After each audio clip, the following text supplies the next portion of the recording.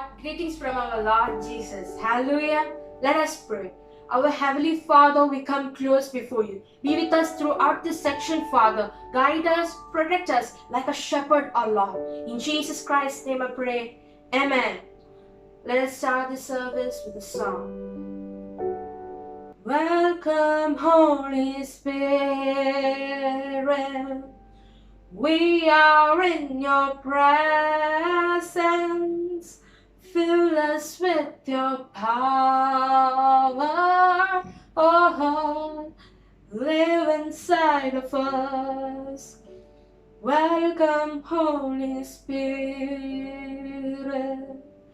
We are in your presence. Fill us with your power, oh Lord. Live inside of us. Amen. So today's message that I want to share with my brothers and sisters is about God's love. Hallelujah. So let us read 1 John chapter 3 verses 1. See how much the Father has loved us. His love is so great that we are called God's children. Because of the Lord's great love, we are called God's children. Hallelujah. But there will be a question among us. If the Lord loves us so much, then why does sometimes He punishes us? Why? Now, the answer to it is Proverbs 3 verses 11 and 12. When the Lord corrects you, my son, pay close attention and take it as a warning. The Lord corrects those He loves, as a parent corrects a child of whom they are proud of. Because the Lord loves us, He corrects us. Deuteronomy 8 verses 5 says, the Lord corrects and punishes you because He wants you to be disciplined like a father disciplines his child. Amen. Because His love for us is that much. Because He wants us in the kingdom of God. Hallelujah. He wants us to be in His kingdom and to receive the reward of eternal life. He wants us to have the crown of glory. Hallelujah. Because He doesn't want us to sin. For example, He handed Israelites over to their enemies. Why? Because they sinned. Why? Because they worshipped idols and did something more evil than it all.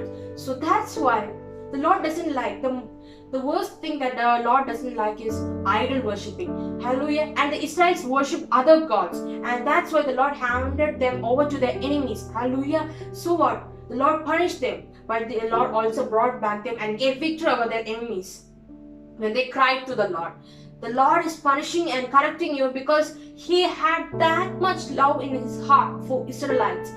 If you want, now we'll go deeper into the love. But before that, the Lord Jesus Christ said, the greatest command of all times is this commandment. Love the Lord your God with all your heart, with all your soul, and with all your mind. Hallelujah. That means we have to give our whole heart of love to the Lord our God only. Amen. With all our soul, we have to love the Lord our God only. And mind. Our mind goes for worldly desires. We love the world things and worldly things. But what the Lord wants is from us is the love with our whole mind, our full concentration to the Lord God only. Hallelujah. Let us read 1 John chapter 2 verses 15. Do not love the world or anything that belongs to the world. Hallelujah. If you love the world, you do not love your Father. Amen. If you love the world, you do not love the Father. But if you love your Father, you do not love the world. And why I want to tell you something. We love the world, we love the worldly desires, we do worldly things and things. But this will only last for us for years, maybe hours, just only for a period of time. But if you work for the God, for the will of the Lord, then that is going to remain forever. Hallelujah. So, the next thing I want to say is, the Lord is love. We are going into the deeper of Lord's love. When we come into the deeper of Lord's love, God is full of love. Hallelujah. There is nothing that can measure the love of God. Our Lord's love is unconditional for us. Amen. That's why it is said in same 1 John chapter 4 verses 7. Dear friends, let us love one another because love comes from God. Who loves is a child of God and knows God. If you love one another, that means means you are a child of God and knows God. If you do not love one another, that means you are not a child of God and you do not know God. Hallelujah. That is, I'll give you an example. You know Judas Iscariot, who trapped Jesus by handing him over to the Jews to be crucified. Hallelujah. So when this Judah handed over Jesus to the Jews, who was a disciple of Jesus had 12 disciples and Judah was one of them, Judas. But he handed Jesus, his disciple. Jesus' disciple was Judah. So how much sadness and feelings did Jesus have towards that Judas? But still, he loved Judas. Hallelujah. He still cared for Judas. Amen. Now, the second example is when Jesus was crucified, the soldiers and everyone mocked at Jesus. But Jesus said to his Father, Father, forgive them, for they do not know what they are doing. Hallelujah. His love for them, even when he was crucified, and even though they mocked, the love for his people was there. Like he said, forgive them, man. Still, his love for us is so much. Hallelujah. Now, why did Jesus Christ come into this world? And what did Father do? Now let's read John chapter 3:16. For God so loved this world, He sent His only begotten Son, Jesus Christ, into this world for us.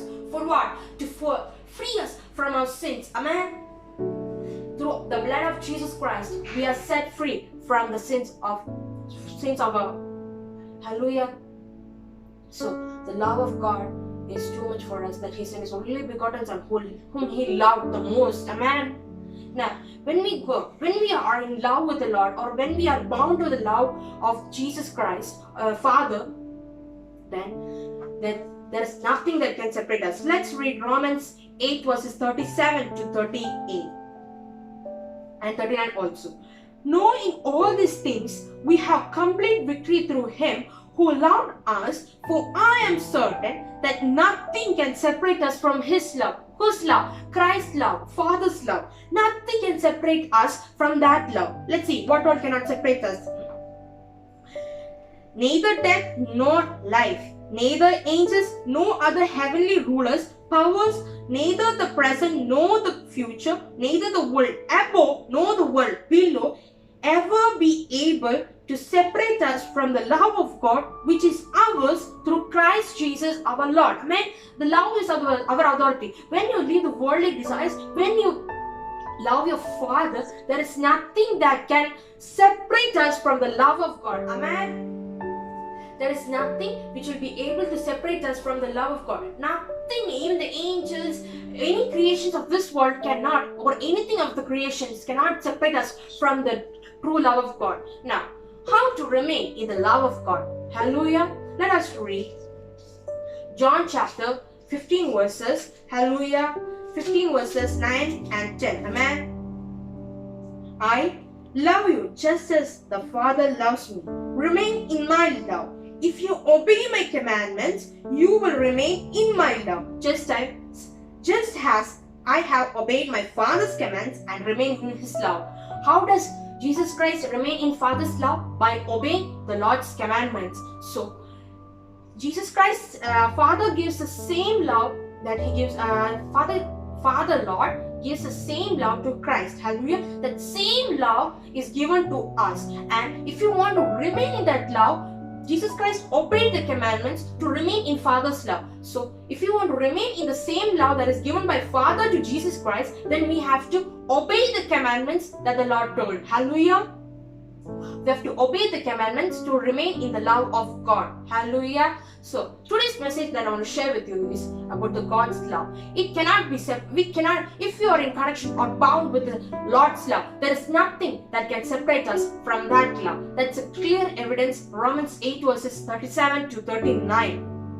Then, if the first great commandment is love the Lord with all your heart, with all your soul, and with all your mind. Amen. And if you go for the worldly desires, then you do not love the Father. But if you love your Father, that means you left the world. Amen. And to remain in His love, we have to obey the Lord's commandments, and it is our duty to remain in the love. Hallelujah. If you remain in the love, the Lord will protect you also. Hallelujah. So today's message that I want to say is love one another also.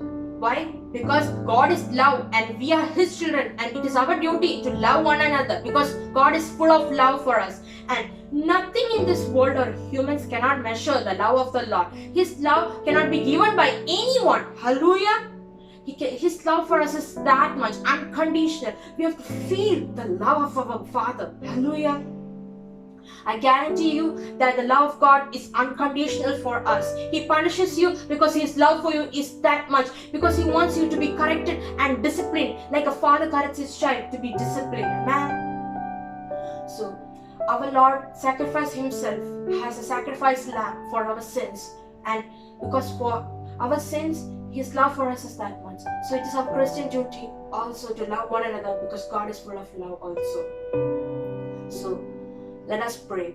Our Heavenly Father, we come close before you. Thank you for being with us throughout this section. Father, let your love presence grow in us more, O Lord. Let we learn to love you more, O Lord. Let we learn to obey your commandments, O Lord. O Lord, be with us. Lord, thank you for sharing your love with us, oh Lord. Thank you for teaching us your love, oh Lord. There is nothing can separate us from your love, Father, when we obey your commandments. Father, teach your commandments. Let me follow them, oh Lord. In Jesus Christ's name I pray. Amen. See you with good and inspirational messages next time. Bye.